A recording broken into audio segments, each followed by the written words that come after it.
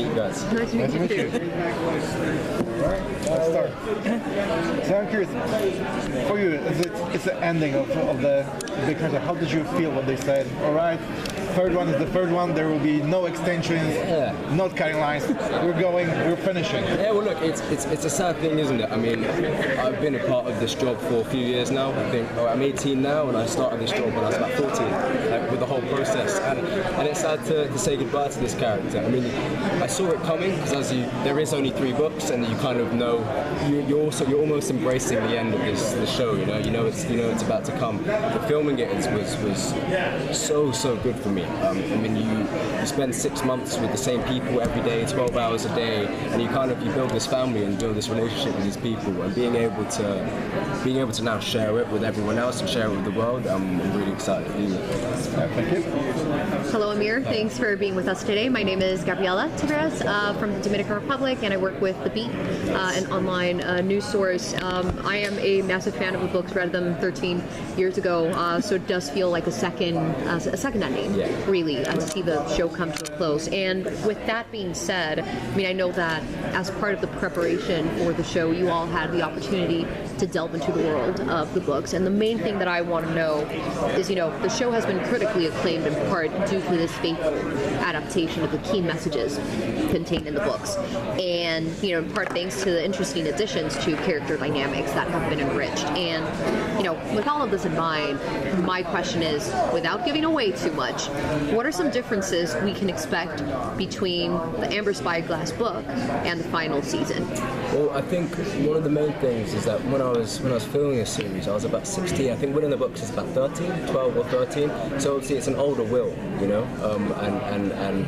doing that, it kind of, growing up, you get to see Will grow up more, I guess. I think I remember reading the script, first episode of season 3, and we find Will, and it's obviously been many months since we've seen him before, because it's been like over a year since I shot season 2 compared to going into season 3.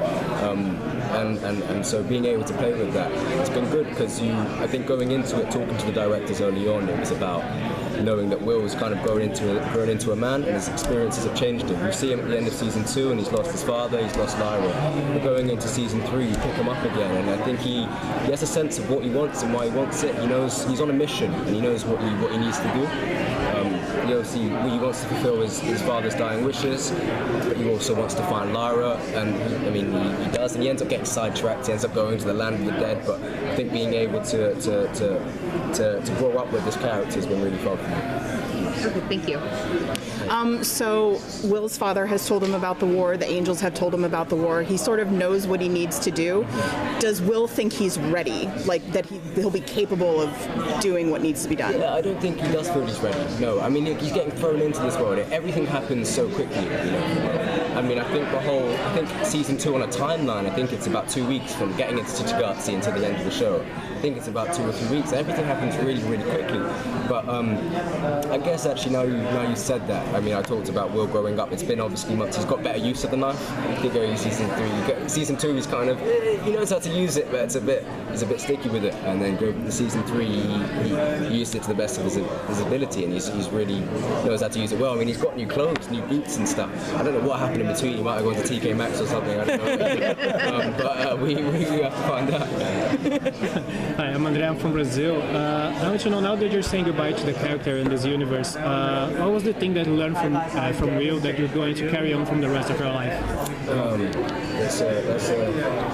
I don't know, to always put yourself last, I guess. Will puts everyone else in front of him. He gets told he has to go to Asriel, but he doesn't. He ends up going to Lyra, and he obviously ends up going sidetracked. I think I always admire Will because he always puts everyone else in front of himself. Even as a kid, even before we got put into the world of Chichigatsi and everything else, growing up, he's looked after his mum and stuff, and I think I admire that. I really do admire that. I think it's such a good cast, a really genuine good part.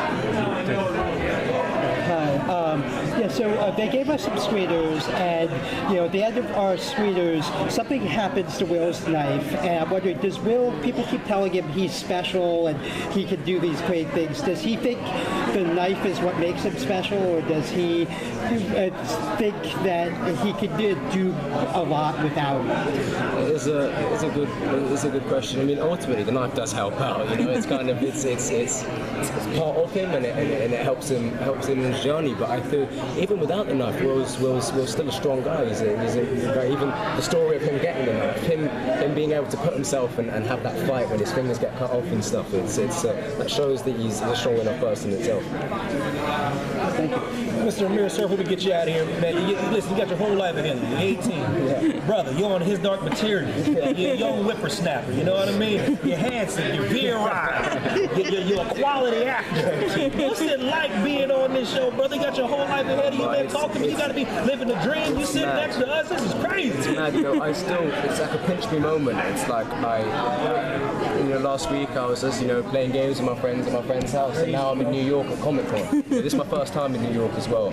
I've been to, and it's like I remember I had a moment where I arrived and me and my mum dropped our bags and we went to Times Square, and I just looked up and I was like, this is crazy, like little Amir years ago, I wouldn't believe that this would ever happen, and I've been really, really grateful, and I've had so many good people along the way, and I've had the good people around me constantly kind of guiding me in the right direction, and I can only hope that things go well for me. Much continued success, man. Yeah, take it easy, brother. Thank you. Thank you guys so much.